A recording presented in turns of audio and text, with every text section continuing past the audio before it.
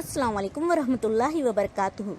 प्यारे बच्चों, आज ब्रिज कोर्स का तीसरा दिन है जिसमें हम आज छोटी छोटी तस्वीर का मुशाहिदा करेंगे, कहानी सुनेंगे और इस कहानी को आप अपने लफ्ज़ों में भी बयान करेंगे। ये देखें बच्चों, यहाँ पर 4 तस्वीरें दिखाई गई हैं और इन तस्वीर के ऊपर एक टाइटल यानी एक नाम दिया गया है। ये देखें क्या नाम दिया गया है, शिकारी और खरगोश।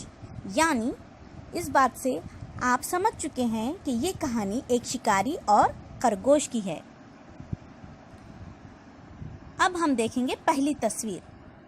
पहली तस्वीर का हम बगौर मुशाहिदा करेंगे। तो देखें बच्चों, आपको क्या दिखाई दे रहा है? एक शिकारी और एक खरगोश और साथ ही साथ बहुत से दरख्त और हरियाली यानी जंगल जैसा। शिकारी शिकार करने के लिए जंगल में आया है और इसने जंगल में क्या देखा? ये खरगोश। और खरगोश क्या कर रहा है? खरगोश भाग रहा है।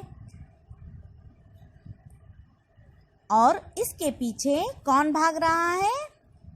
खरगोश के पीछे शिकारी भाग रहा है। अब ये देखें दूसरी तस्वीर। दूसरी तस्वीर में शिकारी के हाथ में क्या है? दूसरी तस्वीर में शिकारी के हाथ में खरगोश है, यानी शिकारी ने खरगोश को पकड़ लिया है। अब हम देखेंगे तीसरी तस्वीर। तीसरी तस्वीर में शिकारी ने एक हाथ में खरगोश को पकड़ लिया है।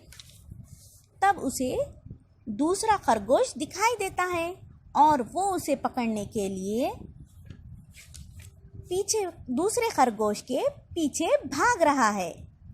अब आते हैं चौथी तस्वीर पर।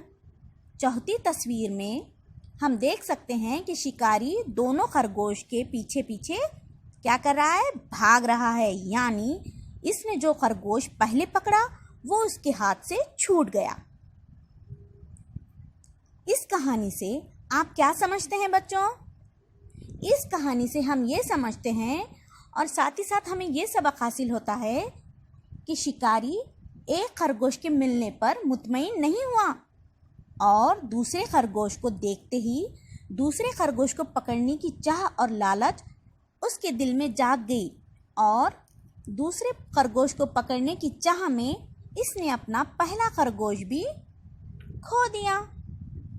यानी हमें ज़्यादा लालच नहीं करनी चाहिए और हमारे पास जो है इसी में हम खुश और मुतमईन रहना चाहिए। इस तरह इस कहानी से हमें ये सबक मिलता है कि लालच बुरी बला है। बच्चों, अब आप ये तस्वीर को देखकर अपने लफ्ज़ों में ये कहानी अपने बड़ों को सुनाएं।